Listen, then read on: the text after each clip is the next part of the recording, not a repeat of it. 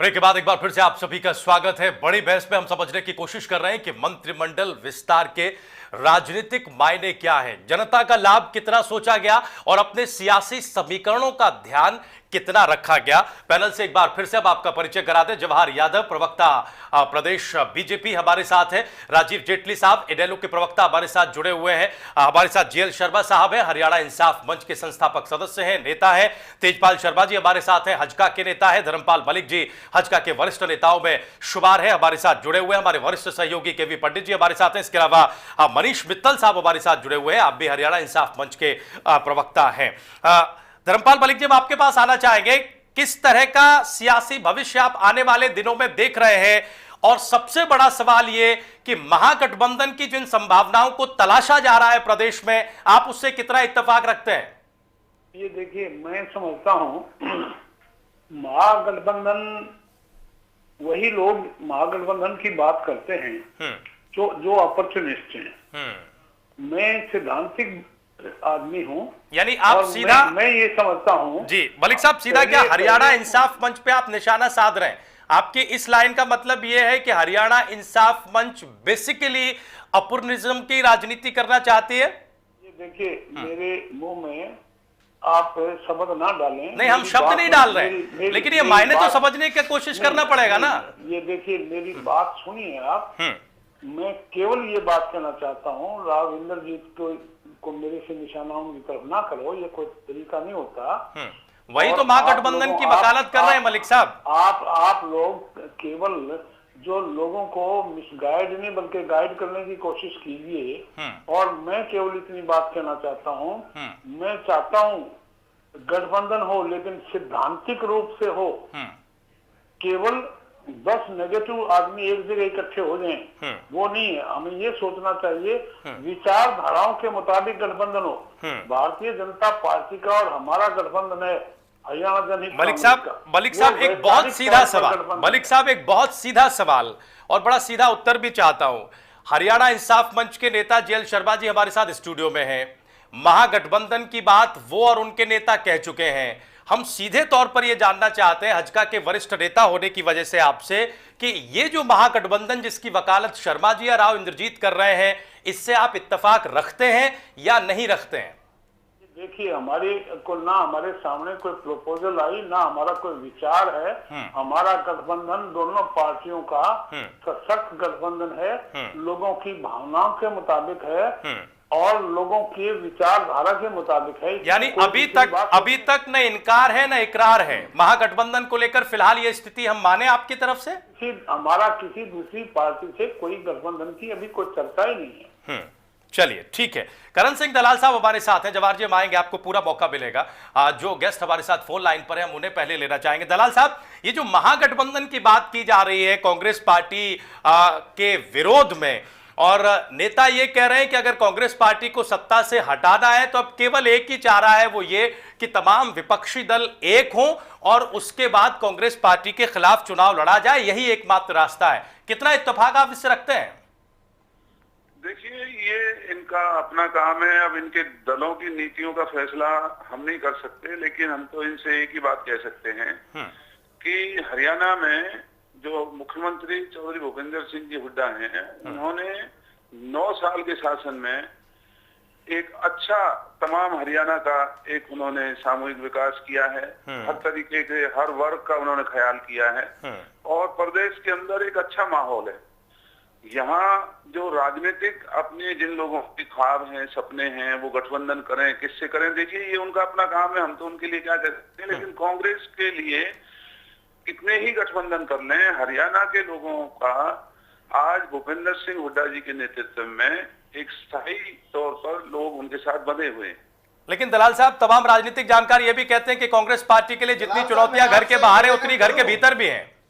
दलाल नहीं, साहब, जहाँ तक राव इंद्रजीत सिंह जी का सवाल है, वो तो आज भी कांग्रेस में है। हम उन्हें कानूनी तौर पर वो ये कैसे कह सकते हैं कि वो कांग्रेस से दलाल साहब, ये बाहर है? दलाल तकनीकी साहब, पक्ष ये है। प्रस्तुति कांग्रेस में रहते राव इंद्रजीत सिंह को क्यों आई और उनको क्यों ऐसी 35 साल जो मूल कांग्रेस में रहे, आज के दिन जो कांग्रेस में लोग सत्तासीन हैं, वो शायद मेरे ख्याल में जो वीरेंद्र सिंह को छोड़ के एक दो और भूपेंद्र हुड्डा जी को छोड़ दो तो सारे के सारे विभिन्न दलों से आए। वो लोग आज सत्तासीन है जो मूल कांग्रेसी थे, जो इसका क्षेत्र हमारा जो 70% दे रहा है हरियाणा के राजकोष में रेवेन्यू, वो आज के दिन प्रताड़ित है। वहां पे सड़कों की बुरी हालत है, नौकरियों का भेदभाव हम बार बार मांग रहे हैं। राव साहब ने आरटीआई लगाई, सरकार से मांग की कि भाई ये बता दो कि जो नौकरी आज तक लगी है उनके मैट्रिकुलेशन, उनकी मैट्रिक कहाँ से हुई है, तो सरकार को क्या दिक्कत आ रही है ये बात देने में। और 70,000 जो आप डाटा पेश करते हैं कि इससे 2005 से पहले जो गवर्नमेंट थी उस वक्त 1700 करोड़ का बजट था, आज 27,000 से और 30,000 करोड़ का बजट है। तो उस वक्त 100 करोड़ मिलते थे, उसके अनुसार 1100 करोड़ पर ईयर हर एक उसमें जिले में जाना चाहिए था। तो आज 300-300 करोड़ देख के हम ये कैसे कह सकते हैं और एक क्षेत्र विशेष में ज्यादा और बाकियों में कम? ये तो आप भी देखते होंगे, कई बार आप रोहतक की तरफ जाते हैं तो उस वक्त अपनी पलवल की सड़कें फिर वहां की सड़कें देखते होंगे तो शायद आपको भी महसूस होगा कि क्या परेशानी रही है और कैसे लोग वो लोग नाराज हुए हैं जिन लोगों ने खून से कांग्रेस को सींचा। जो मेरे जैसा आदमी जिसने जिंदगी में वोट कांग्रेस के खिलाफ नहीं दिया और राव इंद्रजीत सिंह जैसा समझदार, ईमानदार और अच्छा व्यक्ति जो सोच भी नहीं सकता था, उनको ये निर्णय लेने पे मजबूर होना पड़ा इस क्षेत्र की जनता की, हरियाणा के डिस्क्रिमिनेशन की वजह से। आपको पता, आप उस बात के साथी थे कि हमने ये कहा था कि पानी का इक्वल डिस्ट्रीब्यूशन होगा, नौकरियों का डिस्ट्रीब्यूशन होगा और विकास के मामले में हम सारे जिलों को बराबर रखेंगे। उस गठबंधन के आप भी हिस्सेदार थे। दलाल साहब समझ नहीं पाएंगे किसका जवाब दें किसका न दें। भूपेंद्र हुड्डा, मैं भी उसका एक छोटा सा हिस्सा था। दलाल साहब कहिए, ये क्यों आ गई है? देखिए, जो शर्मा जी कह रहे हैं वो इसलिए मैं ठीक नहीं मानूंगा कि जहां तक अहिरवाल के अंदर विश्वविद्यालय सरकार ने बनाए हैं, डिफेंस यूनिवर्सिटी, ये सारे केंद्र के हैं, प्रदेश सरकार की मैं पूछ रहा हूँ दलाल साहब जनाब से। जो आप केंद्रीय विश्वविद्यालय बोलते हैं, जो आप डिफेंस यूनिवर्सिटी बोलते हैं, मेवात में मेडिकल कॉलेज बोलते हैं और रेवाड़ी की यूनिवर्सिटी क्या नाम है, सैनिक स्कूल की बात बोलते हैं, ये तो सारे के सारे केंद्र से आए प्रोजेक्ट हैं। प्रदेश सरकार में जो हमारा हिस्सा जाता है उसमें से क्या बनाया हमने? प्रदेश सरकार का बजट आप आरटीआई से लीजिए, आपको जिला वाइज हर महकमे की रिपोर्ट आपको मिलेगी। अगर आरटीआई की रिपोर्ट से आपकी तसल्ली ना हो तब आप मेरे से बात करना, वरना सर आरटीआई हरियाणा के हर जिले के अंदर हर महकमे से बराबर की आरटीआई के तहत तो रोहतक में माननीय मुख्यमंत्री जी अनाउंसमेंट है वो 1267 है, गुड़गांव में 63 है, आपके पलवल में भी थोड़ी है, रिवाड़ी में भी बहुत कम है। शर्मा जी, फिर से एक बार ये आरोप लगने लगेगा कि बिल्कुल आप वहीं सेंट्रल और फोकस्ड होकर चर्चा कर रहे हैं उस इलाके पे। हम जरा महागठबंधन की संभावनाओं को तलाश रहे हैं जिसकी कोशिश बड़े जोर शोर से हो रही है। जवाहर साहब, आप कुछ कहना चाह रहे थे। पहला सवाल तो आपसे ये है कि आप महागठबंधन की संभावनाओं से सहमत हैं या नहीं है? जेटली साहब ने अपना स्टैंड क्लियर कर दिया कि इंडियन नेशनल लोकदल ही प्रदेश में विकल्प हो सकती है, अभी तक कोई संभावना नहीं है। बीजेपी का स्टैंड क्या है? देखिए, इसमें मैं पहले जवाब दूंगा, उसके बाद दलाल साहब से एक प्रश्न भी पूछूंगा।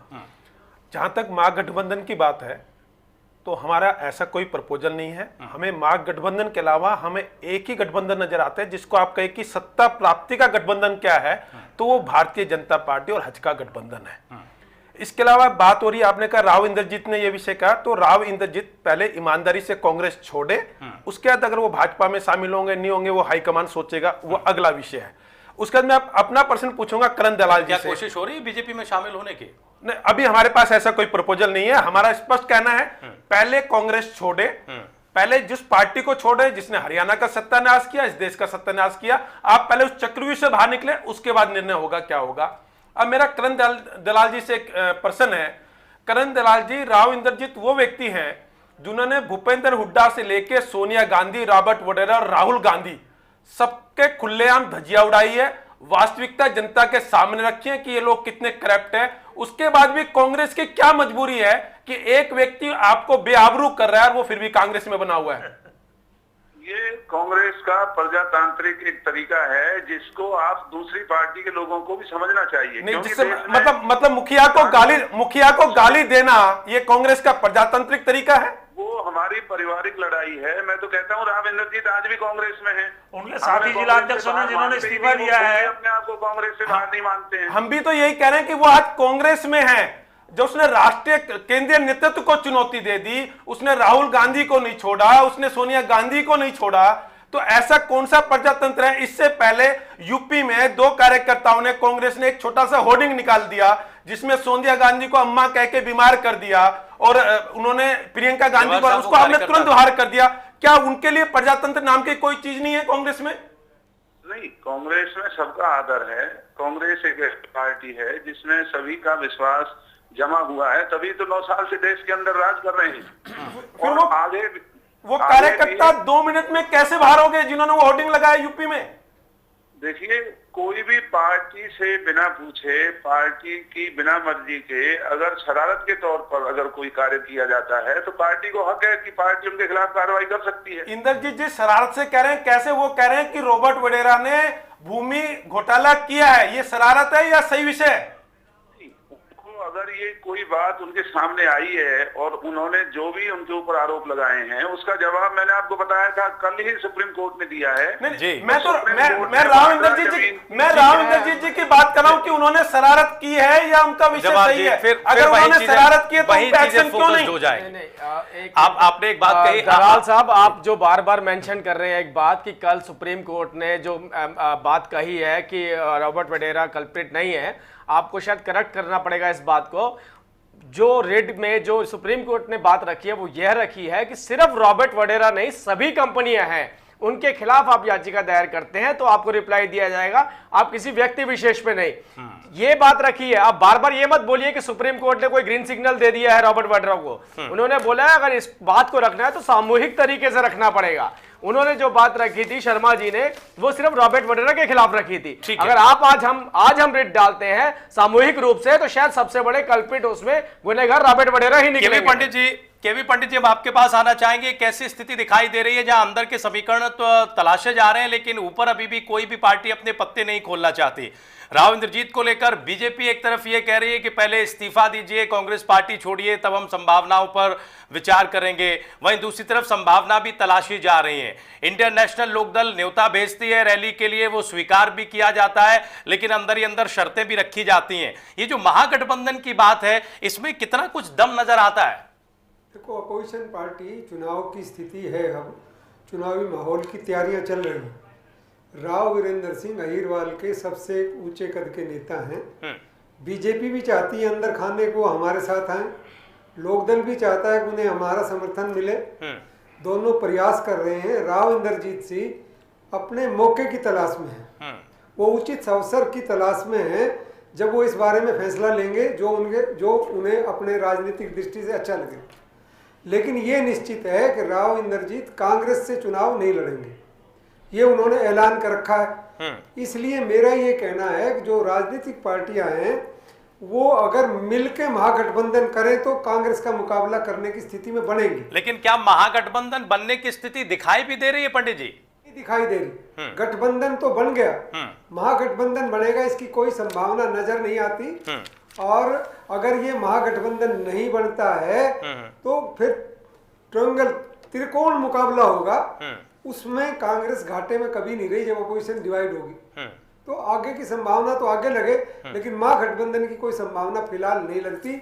सब चाहते हैं कि उनके बैनर के नीचे आए राव इंद्रजीत। जेटली साहब, क्या यही कोशिश होती दिखाई दे रही है? मैंने बहुत क्लियर कर दिया था बात को। पंडित जी, मैं आपको दोबारा से क्लियर करता हूं इस बात को कि इंडियन नेशनल लोकदल, जो लोग हकीकत जानते हैं, राजनीति जानते हैं हरियाणा की, चाहे वो किसी भी पार्टी में क्यों ना हो, चाहे वो कांग्रेस में हो, बीजेपी में हो या किसी भी पार्टी में हो, वो ये बात जानते हैं कि इंडियन नेशनल लोकदल एकमात्र ऐसी पार्टी है जो कांग्रेस को चुनौती दे सकती है और चुनौती दे रही है। अभी जो मौजूदा हालात आप देख रहे हैं, ये बौखलाहट है, ये कोई मंत्रिमंडल के विस्तार नहीं है। ये बताइए कि राव इंद्रजीत जी 1 तारीख की रैली में आ रहे हैं या नहीं आ रहे, क्या भरोसा आपको? देखिए, ये इस बारे में मेरे पास ज्यादा इंफॉर्मेशन नहीं है कि वो रैली में कितने बजे पहुंचेंगे। और जरूर उन्होंने जब एडमिट किया है कि वो रैली में आ रहे हैं, कि जेएल शर्मा जी के पास वो इंफॉर्मेशन होगी। जी, हो सकता है उनके पास हो सकता है जरूर आएंगे जब उन्होंने खुद अपने आप महागठबंधन को लेकर खुलासे आप थोड़े दिनों में करेंगे। वो कांग्रेस पार्टी कब छोड़ेंगे इस पर भी आप ये कहते हैं कि वक्त आने दीजिए, समय आने दीजिए, लेकिन अब काफी करीब समय है। रैली को लेकर निमंत्रण इनेलो की तरफ से भेजा गया है, आपने, आपके नेता ने स्वीकार भी किया है। रैली में जा रहे हैं या नहीं जा रहे हैं? बिल्कुल जा रहे हैं। 1 तारीख को दरअसल में जो रैली इंडियन नेशनल लोकदल कर रहा है, जो देवलाल जी की जन्म शताब्दी 100 वर्ष पूरे होने के उपलक्ष्य में कर रहा है, और वो एक सामाजिक फंक्शन है, राजनीतिक रैली नहीं है, सामाजिक फंक्शन है। और हमारे देश की, प्रदेश की परिपाटी रही है कि अपने से बड़ों का सम्मान और उनके प्रति श्रद्धा रखना हमारे देश की और प्रदेश की परिपाटी, उसको निभाने जाएंगे। राव इंद्रजीत सिंह के पिता माननीय स्वर्गीय राव वीरेंद्र सिंह जी और जो देवलाल जी के दोनों ही किसान नेता थे और रिश्ते रहे। जैसे मोदी जी की रैली में वीके सिंह, इनेलो का जो विज्ञापन है, इनेलो का जो विज्ञापन है उसमें ताऊ देवीलाल जी की जन्म शताब्दी जो है उसमें राजनीतिक रैली शब्द का प्रयोग किया गया है। ये मैं आपको करेक्ट करना चाहता हूं। आप चलिए जो जा रहे हैं, हम वहां पे व्यक्ति विशेष में कोई एडवर्टाइजमेंट केवल सामाजिक नाता निभाने जा रहे हैं जो इन दोनों परिवारों का, चाहे बेशक राजनीतिक रूप से अलग अलग मतभेद रहे हों, पर सामाजिक रिश्ते कायम रहे हैं। और हम केवल सामाजिक रूप से ही वहां जाएंगे, कोई राजनीतिकरण उस बात का नहीं करेंगे। वहां पे ना हमारा कोई पॉलिटिकल, हमारे सांसद जी का कोई भाषण होगा, वो केवल श्रद्धा सुमन अर्पित करने जाएंगे और अपनी परिपाटी को निभाने जाएंगे। जहां तक आप पूछ रहे थे अभी, जो आपकी बात का दूसरा मैं जवाब दे दूं कि माननीय मोदी जी की जो रैली हुई थी रेवाड़ी में, उसमें राव इंद्रजीत सिंह को कोई निमंत्रण नहीं भेजा गया था। मैंने उदाहरण ये दिया कि जिस तरह से कहीं भी कोई नरेंद्र मोदी जी की रैली में वीके सिंह गए थे, वीके सिंह बाद में वीके सिंह गए थे, वीके सिंह जी गए, सैनिकों की रैली थी। और राजनीतिक बात करें तो आप थोड़े दिन में देख ही लेंगे कि भाई क्या होने वाला और कौन किसकी रैलियों में शामिल होता है। लेट द टाइम कम।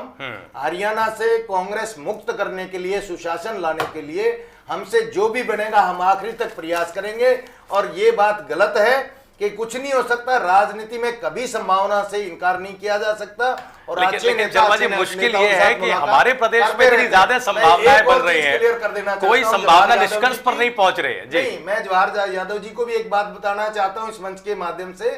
राव इंद्रजीत सिंह जी ने जो मांग करी थी वो 21,000 एकड़ का जो हमारे गुड़गांव में चेंज ऑफ लैंड यूज हुआ है, उस सारे की मांग करी थी। और उसमें चाहे कोई बड़ा हो और चाहे कोई छोटा हो, जिस तरह से मास्टर प्लान दर मास्टर प्लान और कैसे कैसे वहां पे हुए हैं, उन सब की हमने मांग रखी है। और आने वाले समय में अगर कामयाबी मिली तो उन चीजों का बाकायदा आपको समय समय पे खुलासा जनता करती रहे, आगे भी जनता करती रहेगी। ठीक है तेजपाल शर्मा जी, आपने पूरी चर्चा बड़ी खामोशी से सुनी है।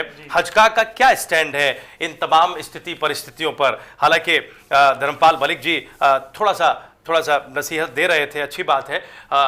हजका क्या करने जा रही है? इस महागठबंधन को लेकर कोई स्थिति दिखाई दे रही है? देखिए राजीव जी, हमारे गठबंधन के कोऑर्डिनेशन कमेटी के चेयरमैन है दोनों पार्टियों के, धर्मपाल मलिक जी, और उन्होंने बिल्कुल स्पष्ट शब्दों में कहा है कि अभी हमारे गठबंधन के पास ऐसा कोई भी सुझाव नहीं आया है। अगर सुझाव गया तो जो जाएगा ही आने वाले दिनों में, मामला उच्च श्रेणी का है। और जब कोऑर्डिनेशन कमेटी के जो हमारे चेयरमैन है दोनों पार्टियों के, उन्होंने सीधा सा जवाब दिया है कि अभी हमारे पास ऐसा कोई, लेकिन जब उच्च श्रेणी के नेताओं से बात करें तो वो कहते हैं कि हम निचले कार्यकर्ताओं तक जाकर उनसे पूरी बात पूछकर अपना फैसला करेंगे। देखिए ये पार्टी आपकी राय क्या है? ये पार्टी के अंदर प्रजातंत्र की एक पहचान है। उन्होंने कार्यकर्ताओं के ऊपर अपनी बात डाली है। हम मानते हैं कि आप एक सक्षम, एक अच्छे कार्यकर्ता हैं, हम आपकी राय पूछ रहे हैं। बिल्कुल हमारी राय, महागठबंधन में शामिल होंगे आप या नहीं? नहीं, हमारे बड़े नेताओं के हिसाब से जो बातें होंगी उसी हिसाब से हम लोग बात करेंगे। इसमें प्रजातंत्र कहाँ रह गया? हाँ, प्रजातंत्र आपकी राय पूछ रहे हैं। हमारी राय के हिसाब से जैसा कि धर्मपाल मलिक जी ने कहा है कि जो गठबंधन होना चाहिए वो सैद्धांतिक रूप से होना चाहिए, मौका परस्ती गठबंधन नहीं होना चाहिए। सिद्धांत जिन पार्टियों के आपस में मिलते हैं, जिन लोगों के सिद्धांत एक दूसरे से समरूपता रखते हैं, उन लोगों के अंदर अगर गठबंधन होता है। आपको लगता है कि हरियाणा इंसाफ मंच से सिद्धांत आपके मिलते जुलते हैं? अभी हरियाणा इंसाफ मंच और उनके नेता खुद अपनी स्थिति स्पष्ट नहीं कर पा रहे हैं कि वो कहां है, कौन सी नाव में बैठे हैं। अभी बहुत शुक्रिया हमारे सभी खास मेहमानों का आने के लिए और चर्चा करने के लिए। कुल मिलाकर हमारे प्रदेश में स्थिति अभी इसी तरह की बनी हुई है।